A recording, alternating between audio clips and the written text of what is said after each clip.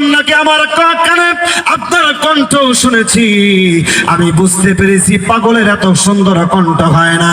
আপনার চেহারা দেখে বুঝতে পেরেছি এত সুন্দর যে একটা পাগলের চেহারা হতে পারে না।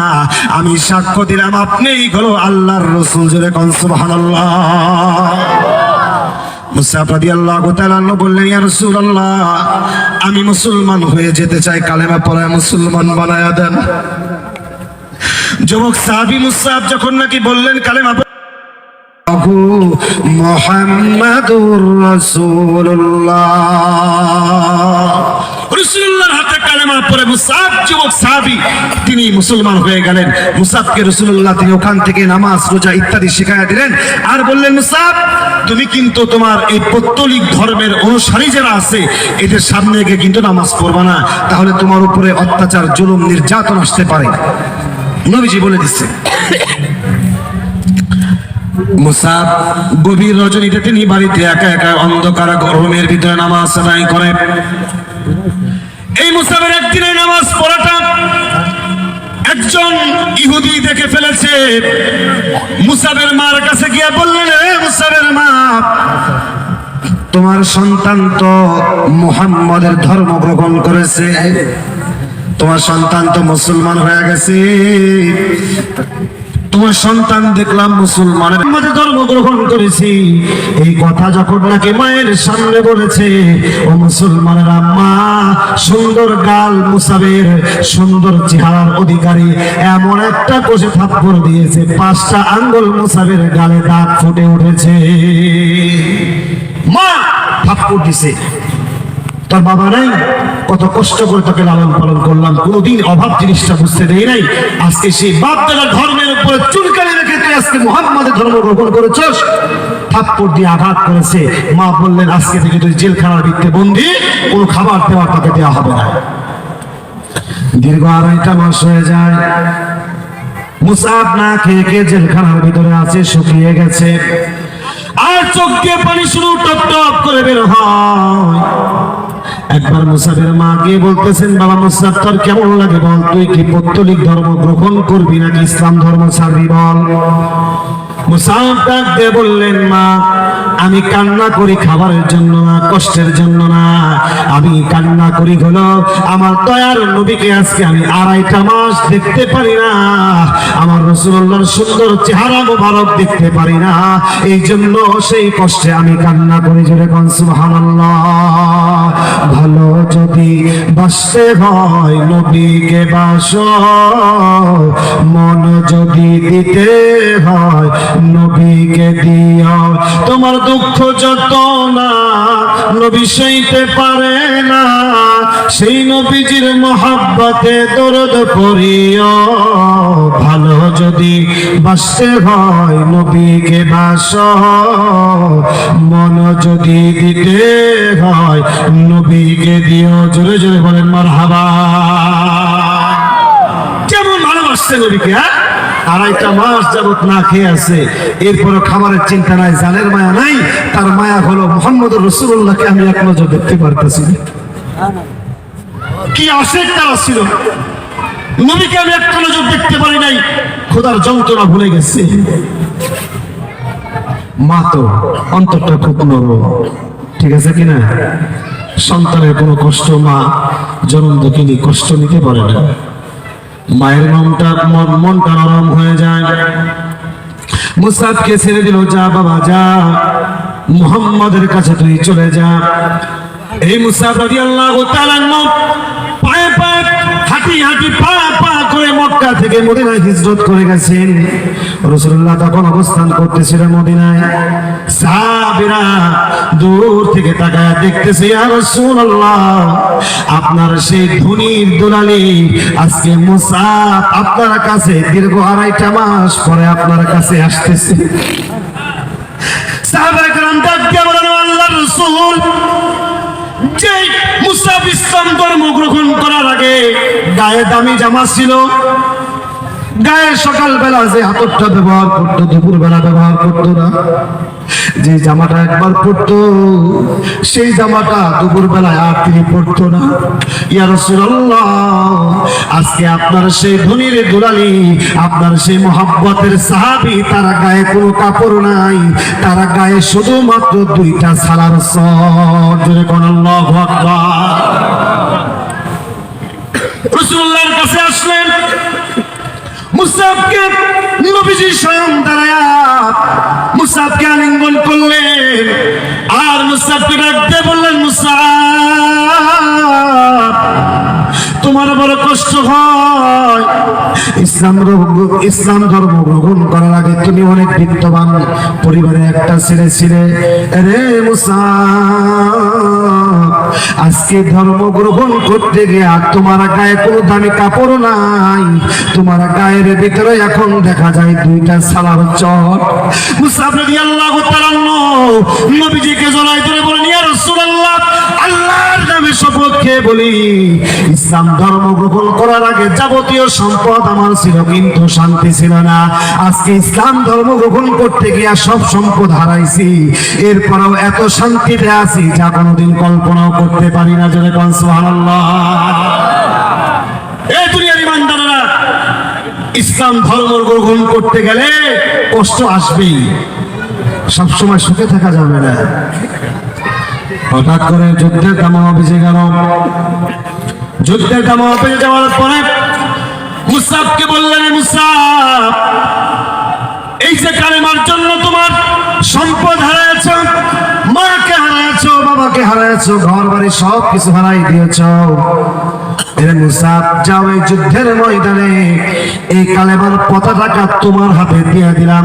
এই মুসাব, খবরদার খবরদার, জীবন থাকাকালীন এই কালেমার পতাকা যেন জমিনের ভিতরে না পড়ে যায়। যেরকম আল্লাহু আকবার।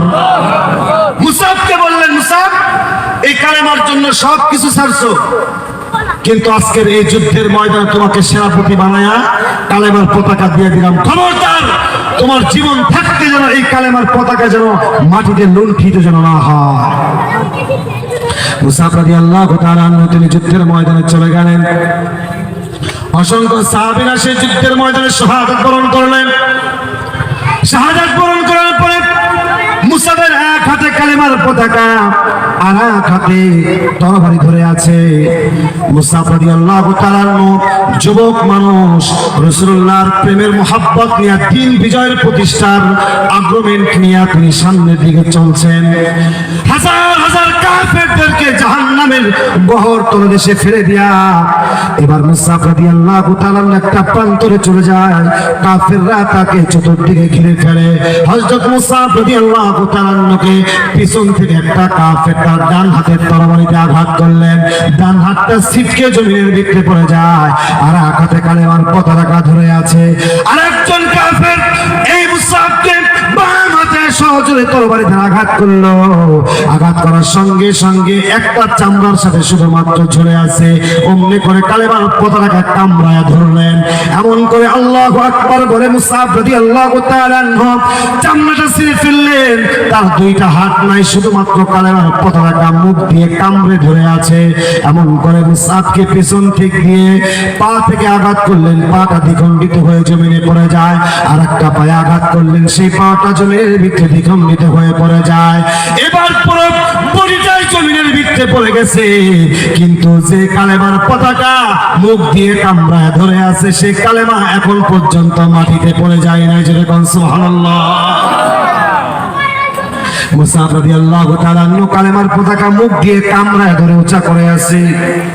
আরেকজন কাফের এসে হযরত মুসাবের তার গলা বরাবর সজোরে তরবারি দ্বারা যখন আঘাত করলো, আঘাত করার সঙ্গে সঙ্গে দেহ থেকে ফিনকি দিয়ে রক্ত বের হয়ে দেহ থেকে গর্দানটা আলাদা হয়ে গেছে। যেরকম সুবহানাল্লাহ। এরপরে সাহাবায়ে কেরাম যুদ্ধের প্রান্ত ক্রমে গিয়ে দেখলেন যে আমরা যাওয়ার আগে কে যেন কালেমার পতাকা উঁচু করে ধরে আছে। সাহাবায়ে কেরাম যাওয়ার পর দেখলেন না না, আর কেউ নয়, যে রাসূলুল্লাহ যার হাতে কালেমা উঠায়া দিয়েছিল, উদ্দিন করাই দিয়েছিল, সেই মুসাফের দুইটা হাত নাই, দুইটা পা নাই, গলা নাই, এরপর মুখ দিয়া কামড়ায়া কালেমার পতাকা উঁচু করে ধরে আছে। যেরকম সুবহানাল্লাহ। মরতেই হবে যখন শহীদি মরণ দিও আমাকে, মরতেই হবে যখন শহীদি মরণ দিও আমাকে। শাহাদাত জানি শুধু জীবন, সে জীবন দিও আমাকে, মরতেই হবে যখন শহীদি মরণ দিও আমাকে। মরণেও শোক আমি পাবো জানি শাহাদাতে, হিসেব নিকেশে কাল আছে জানি শাহাদাতে। তাই মিনতি তোমার কাছে, হাজার শাহাদাত দিও আমাকে, মরতেই হবে যখন শহীদি মরণ দিও আমাকে। বলেন না, মরতেই হবে যখন শহীদি মরণ দিও আমাকে। রোগে শোকে মরণ দিও না আমায়, বিপদে মুসিবতে নিও না আমায়, এমন মৃত্যু দিও চোখ বুঝলেও যেন দেখি তোমাকে, মরতেই হবে যখন শহীদি মরণ দিও আমাকে, মরতেই হবে যখন শহীদি মরণ দিও আমাকে। জোরে জোরে বলেন আমিন, আরেকটু জোরে বলেন না আমিন। মুহাব্বতে লা ইলাহা ইল্লাল্লাহ, জোরে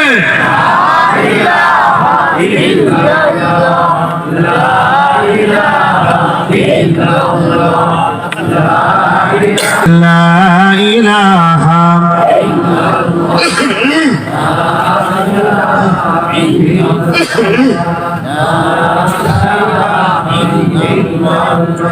লা ইলাহা ইল্লাল্লাহু মুহাম্মাদুর রাসূলুল্লাহ।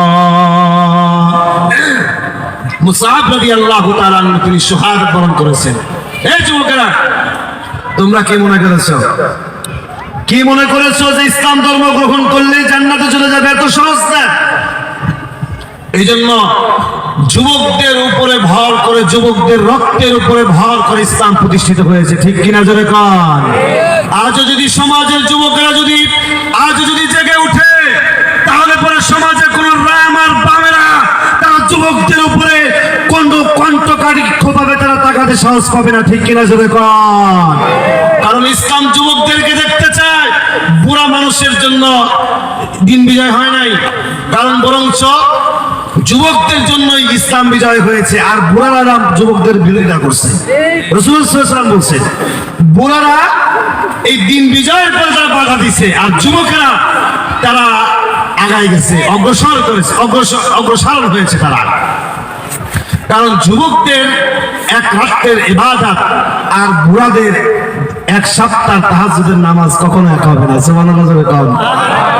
রাসূলুল্লাহ সাল্লাল্লাহু আলাইহি ওয়াসাল্লাম যুবকদের ব্যাপারে হাদিস বলতে গিয়া তিনি বললেন, বুড়ারা কেউ জান্নাতে যাবে না। একজন বুড়া তো খুব কান্না করতে করতে আসছে, ইয়া রাসূলুল্লাহ, আমি বুড়া, আমি জান্নাতে যাইতে পারবো না। রাসূলুল্লাহ বললেন যে না, বুড়াদের জন্য জান্নাত নাই। বুড়াদের জন্য, বুড়া লোক, তারপরে কালো লোক, এদের জন্য জান্নাত নাই। তখনই তো খুব কান্না করতেছে। বলি ইয়া রাসূলুল্লাহ আমি কি জান্নাতে যেতে পারবো না? তখন বলবে যে হ্যাঁ তুমি জান্নাতে যেতে পারবে, তবে তোমাকে এই বুড়া অবস্থায় জান্নাতে নিবে না, আল্লাহ তোমাকে একজন সুদর্শন যুবক বানায় জান্নাতে নিবে। সুবহানাল্লাহ জোরে কও। কারণ বুড়াদের জন্য জান্নাত দিলে তো জান্নাতে একেবারে সর্বনাশ করে ফেলবে, বুঝেন নাই? বুড়াদের কিছু লুজ কালেকশন আছে না, এখন যে বয়স আমাদের, উজু করে মসজিদে গেছে রুকুতে পেছন দিয়ে বাতাস বের হয়ে গেছে, আছে না এরকম? এখন জান্নাতে যদি বুড়াদেরকে যদি এই জান্নাতের নাজ নিয়ামত এত সুন্দর সুন্দর ফল টল খাবার দাবার দেয়, এই খাবার দাবার খাওয়ার পরে তো একটা বেগ আসে না, বুঝেন না? কেন বেগ আসে না? এখন বুড়াদের যদি এটা লুজ হয় তাহলে জান্নাত একেবারে সব মানুষ লাগবে। হ্যাঁ, এই জন্য আল্লাহ তাআলা যুবক বানায়া জান্নাতের ভিতরে দিবেন, একটা ঢেকর দিবেন, সেই যুবকেরা জান্নাতের সেই খাবারগুলো আবার সেটা হজম হয়ে যাবে। সুবহানাল্লাহ। আর যাদের আমাদের মতো পান খাওয়ার অভ্যাস আছে, পান খাওয়ার ব্যক্তিদের অভ্যাসটাকে জানেন, যেখানে সেখানে পিক ফেলে, আছে না নাই? দেওয়ালে লিখে রাখছে এখানে কেউ পোস্টার টাঙাবেন না, এখানে কেউ পান খেয়ে পিক ফেলবেন না। বুড়াদের একটা অভ্যাস, পান খাওয়ার পরে জেনে পাই সেই দেওয়ালের ভিতরে চুন মেরে যায়। দেওয়ালাও চিন্তা করে আল্লাহ দেওয়াল রং করলাম না, এরকম পান খাওয়ার আর 10টা লোক যদি হয় আমার দেওয়ালেতে কোনোদিন চুনি দেওয়া লাগবে না, বুঝেন নাই? এই জন্য এই সমস্ত লোক আল্লাহ তাআলা জান্নাতে নিবে না। এই তাই বলে এই মনে করেন না যে হুজুর ফতোয়া দিয়ে গেছে যে পান, আমি নিজেও পান খাই, এরা তো ভালো করেই জানেন। মনে করেন না যে হুজুর ফতোয়া দিয়ে গেছে পান খাওয়া যাবে না, পান খাইলে জান্নাতে যাওয়া যাবে না, এরকমটা কথা না বলছি। এরকম অভ্যাসওয়ালা লোক আল্লাহ তাআলা জান্নাত, ওই যে একজনের উক্কা টানার অভ্যাস ছিল, বুঝেন নাই? কথা কি বুঝতেছেন আমার? উক্কা টানার অভ্যাস ছিল। এখন এক হুজুর ওয়াজ করছে যে জান্নাতে যা যাবে নাজ নিয়ামত আল্লাহ সব দিবে, যা খাইতে চাইবেন তাই খাওয়াবে। এখন ওই যার উক্কা খাওয়ার অভ্যাস, ওখানে হুজুর ওয়াজ তো করলেন, বা আমার তো দুনিয়াতে তো উক্কা খাওয়ার অভ্যাস, জান্নাতে গেলে কি উক্কা পাওয়া যাবে? বুঝেন নাই? বা জান্নাতে গেলে কি আল্লাহ কি হুক্কা খাওয়াবে? তখন হুজুর তো মুসিবতে বলছে, কি বলে? তো হুজুর বলছে যে বাবা শোনো, যে জান্নাতের এত সুন্দর সুন্দর নাচ নিয়ামত খাওয়ার পরে ওই ধরনের পচা মার্কা হুক্কা টুক্কা খাওয়ার রুচি তোমার আর হবে না। সুবহানাল্লাহ। জান্নাতের এত ভালো ভালো নাচ নিয়ামত পাওয়ার পরে ওই পচা জিনিস খাওয়ার তোমার ইচ্ছা আল্লাহ হবে না। আল্লাহ এর চাইতে তোমাকে ভালো জিনিস তোমাকে খাওয়াবে। সুবহানাল্লাহ বিহামদিহি। তাহলে আল্লাহর রাস্তায় যারা শাহাদাত বরণ করে তাদের মর্যাদা আল্লাহ তাআলার কাছে অনেক বেশি, অনেক বেশি। দেখেন শাহাদাতের মৃত্যু কতটা সহজ। নবীজি সাল্লাল্লাহু আলাইহি সাল্লাম তিনি বলেন, মা ইয়াজিদু শাহীদু মাসাল কত ইল্লা কামা আহাদুকুম মাসাল করস। শাহাদাত যারা বরণ করে এদের মৃত্যুর যন্ত্রণা হলো পিঁপড়া কামড় দেওয়ার চাইতেও একেবারে কম। সুবহানাল্লাহ জোরে কম। একটা পিপিলিকা কামড় দিলে যতটুকু আপনি ব্যথা পান, শাহাদাত যারা বরণ করে আল্লাহর জন্য যারা জীবন দিয়ে দেয় এর চাইতেও কম মৃত্যুর যন্ত্রণা হয়। সুবহানাল্লাহ জোরে কম। যারা শাহাদাত বরণ করবে, এই মুসলমানরা, শাহাদাত যারা বরণ করবে তাদের জন্য আল্লাহ 6টা পুরস্কার দান করেছেন। জোরে কোন কয়টা? আরো মহব্বতে বলেন কয়টা? 6টা আল্লাহ তাআলা তাকে মর্যাদা দান করেছেন। রাসূল সাল্লাল্লাহু আলাইহি সাল্লাম সহিহুল বুখারীর ভিতরে বর্ণনা করেন, লিশাহিদি ইনদাল্লাহি সিত্তু খিসাল, শহীদদের জন্য আল্লাহর পক্ষ থেকে 6টা পুরস্কার। 1 নম্বর পুরস্কার হলো ইউগফারু লাহু ফি আউয়ালি দাফাতিন, যারা আল্লাহর রাস্তায় শহীদ হয় তাদের শহীদের গায়ের প্রথম রক্তের ফোঁটা জমিনে পড়ার আগেই আল্লাহ শহীদদের গুনাহ মাফ করে দেয়। শাহাদাত যারা বরণ করে, আল্লাহর রাস্তায় যারা জীবন দেয়, তাদের গায়ের রক্তের ফোঁটা জমিনে পড়ার আগেই আল্লাহ ওই শহীদদের গুনাহ মাফ করে দেয়। সুবহানাল্লাহ। 2 নম্বর হলো ওয়ারা মাকআদুহু মিনাল জান্নাহ, শহীদদেরকে যে জান্নাতটা দেওয়া হবে শহীদেরা যখন মৃত্যুবরণ করবে, শাহাদাত বরণ করে, আল্লাহ তাআলা তখন শহীদদেরকে যে জান্নাতটা দিবে, সেই জান্নাতটা শহীদের সামনে ধরা হয়, আর শহীদেরা সেই জান্নাতটা দেখতে দেখতে তারা ইন্তেকাল করে। জোরে কোন সুবহানাল্লাহ। শহীদদেরকে এত মর্যাদাপূর্ণ একটা জান্নাত দেওয়া হবে। সহিহুল বুখারী এবং তিরমিজি শরীফের হাদিসের বর্ণনা এসেছে, রাসূলুল্লাহ সাল্লাল্লাহু আলাইহি সাল্লাম তিনি বলেন, আমি একদিন স্বপ্নে দেখলাম আমাকে একটা গাছের উপরে উঠে একটা সুন্দর একটা বিল্ডিং দেখানো হলো। অন্যত্র একটা হাদিসের মধ্যে এসেছে যে আমাকে সেই বিল্ডিং এর ভিতরে নিয়ে যাওয়া হলো, আর বলা হলো, ইয়া রাসূলুল্লাহ, এই বিল্ডিংটা কার জানেন? নবীজি বললেন, কার বিল্ডিং?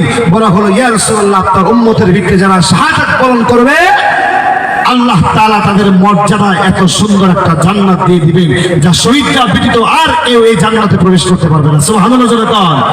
ও মুসলমানেরা, ও মুসলমানেরা, নবীজি সাল্লাল্লাহু আলাইহি সাল্লাম তিনি বলেছেন, আমার বিদায়ের পরে আমার শেষ জামানায় এমন একটা যুদ্ধ সংগঠিত হবে, সেই যুদ্ধের নাম হবে গাজওয়াতুল হিন্দ। এই যুদ্ধে সমস্ত কাফের, বেঈমান আর মুশরিকরা এক হয়ে যাবে, আর মুসলমানেরা, ইমানদারেরা একত্রে থাকবে। সেখানে মুসলমানেরা তাদের জীবনটা যেতে যেতে রক্ত পড়তে পড়তে হাঁটু সমান হয়ে যাবে। আল্লাহ তাআলা তখন আলা ইন্না নাসরুল্লাহি করিব, মুসলমানদেরকে বিজয় দান করবেন। মুসলমানদের ঘাবড়ানোর কোনো কারণ নাই। আজকে আমরা পৃথিবীতে দেখতে পাই সমস্ত কাফের আর মুশরিকরা একত্রিত হয়ে গেছে। ও আমার জাতি, ও আমার মুসলমানেরা, ঐক্যবদ্ধ থাকতে হবে, জিহাদের জন্য প্রস্তুতি গ্রহণ করতে হবে। ঠিক কিনা যাবে কর? ঐক্যবদ্ধ যদি না হতে পারে, বিগতবারে যেভাবে আমাদের 16টা বছরে পিতাত্তা আর শয়তান যেভাবে মুসলমানদের উপর আগ্রাসন করেছিল, আপনারা মনে রাখেন, যদি ইসলাম যদি আপনারা যদি প্রতিষ্ঠিত করতে না পারেন, মারা যাওয়ার আগে ঈমান নিয়ে কখনোই কবরে যাওয়া সম্ভব হবে? কথা বলেন, হবে? এই জন্য আমরা ইসলামিক একটা রাষ্ট্র চাই। রাজি আছেন না ইনশাআল্লাহ? কারা কারা রাজি আছে? লিল্লাহি তাকবীর, লিল্লাহি তাকবীর, লিল্লাহি তাকবীর। ইসলামিক রাষ্ট্র যদি আপনারা চান, তাহলে পরে আমার এই কথাগুলো গ্রাম সমাজে একটা বেমানান দেখা যায়। তবে বেমানান যদি হয়ে যায়, এরপর এটাই আল্লাহর খেলাফত প্রতিষ্ঠার জন্য মুসলমানদের চেষ্টা করা একেবারে এটা অপরিহার্য বিষয়, একটা ফরজ একটা বিষয়। আল্লাহর জমিনে আল্লাহর দ্বীন প্রতিষ্ঠা হবে, আমার আপনার কোনো অসুবিধা আছে? কথা বলেন না, কোনো আছে? নাই। তাহলে বিন্দিসি কোনো বাবা দাদাদের কোন নিয়ম নীতিতে আমাদের দেশ চলবে? জোরে কোন দেশ চলবে? আমাদের দেশ পরিচালনা করার জন্য আমার ছেলে সন্তান স্কুল কলেজে ইউনিভার্সিটি কি পড়বে, এটা আমার দেশের রাষ্ট্র ক্ষমতারাই ঠিক করবে। ঠিক কিনা জোরে কোন? বিন্দিসি কোনো দাদা বাবুদের চুক্ষ রাঙানি আমরা পরোয়া করি না। ঠিক কিনা জোরে কোন? ভাইরা আমার, বন্ধুরা আমার, শহীদদের 2 নাম্বার ফজিলত হলো তাদেরকে জান্নাতটা সামনে দেখানো হবে। তারা সেই জান্নাত দেখে দেখে তারা মারা যাবে। 3 নম্বরে তাকে 3 নম্বর জান্নাতি এই শহীদদেরকে পুরস্কৃত করা হবে। ওয়ায়ুজারু মিন আযাবিল কবর। 3 নম্বর শহীদদের মর্যাদা হলো আল্লাহ তাআলা কবরের আযাব তাদেরকে মাফ করে দিবেন। জোরে কোন সুবহানাল্লাহ। যারা শাহাদাত বরণ করবে, 3 নম্বর ফজিলত হলো, যারা শাহাদাত বরণ করবে 3 নম্বর ফজিলত হলো আল্লাহ তাদের কবরের আযাবগুলো মাফ করে দিবেন। 4 নম্বর হলো ওয়া'মালু মিনাল ফাযাইল আকবার, কিয়ামতের বড় বড় কঠিন পেরেশান থেকে শহীদদেরকে আড়াল করে রাখবেন। জোরে কোন সুবহানাল্লাহ। কিয়ামতের কোন পেরেশানি শহীদদেরকে স্পর্শ করতে পারবে না। মা তার সন্তানকে চিনবে না, বাবা তার সন্তানকে চিনবে না, ছেলে তার মা বাবার পরিচয় দিবে না, আত্মীয় স্বজন দেখলেই পলায়ন শুরু করবে, বন্ধু বান্ধব রক্তের আত্মীয় স্বজন কেউ কাউকে ছোঁয়া ধরাও দিবে না। সেই সময় শহীদদেরকে আল্লাহ তাআলা কিয়ামতের ভয়াবহতা কোনো কিছুই তাদেরকে স্পর্শ করাবে না, তাদেরকে আড়াল করে রাখবেন। সুবহানাল্লাহ জোরে বল। এরপরে 5 নম্বর ফজিলত হলো ওয়ায়ুদাউ আলা রাসিহি তাজুল ওয়াকার ইয়াকুতাহু মিনহা খায়র। যারা শাহাদাত বরণ করে 5 নম্বর ফজিলত হলো তাদেরকে ইয়াকুত পাথরের একটা মুকুট পরিধান করানো হবে। সমস্ত মানুষেরা দেখবেন আল্লাহর জন্য জীবনটা উৎসর্গ করে আসছে, আল্লাহর দ্বীন প্রতিষ্ঠা করার জন্য তারা সংগ্রাম করে আসছে। ওই ইয়াকুত পাথরটা যদি, ওই ইয়াকুত পাথরটার মূল্য যদি হিসেবে দুনিয়াটা যদি 1000 বার যদি বিক্রি করা হয়, এরপরও ওই জান্নাতের ইয়াকুত পাথরের একটা পাথরের কখনো সমান হবে না। জোরে বলেন সুবহানাল্লাহ। শহীদদেরকে এত সম্মান দেওয়া হবে, ইয়াকুত পাথরের সেই মুকুট পরায় দেওয়া হবে, সবাই দেখতে পাবে এরা শাহাদাত বরণ করেছে, আল্লাহর প্রিয় পাত্র হয়ে তারা আল্লাহর কাছে সমর্থ হয়েছে। সুবহানাল্লাহ। 6 নম্বর হলো মিনাদ দুনিয়া ওয়া মা ফিহা, মিনাদ দুনিয়া ওয়া মা ফিহা ওয়া ইউযাওবিজু 72 যাওজাতান মিনাল হুরিল আইন। একজন শহীদের জন্য আল্লাহ তাআলা 72 জন করে হুর দিয়া দিবেন। জোরে কোন সুবহানাল্লাহ। 72টা করে হুর দিবেন একটা শহীদের জন্য। এই হুর কারা? এই হুর হচ্ছে জান্নাতের সৌন্দর্য, নিয়ামত, যারা জান্নাতি মানুষেরা পাবে।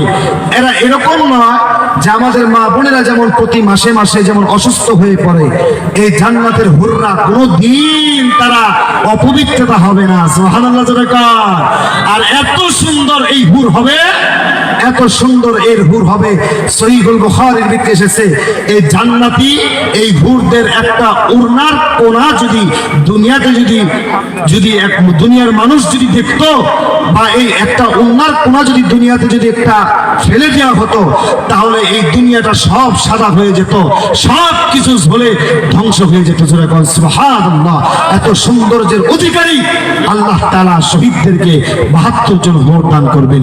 শহীদদের আরেকটা মর্যাদা হলো في 70 ويشفعه في 70 من أقاربه।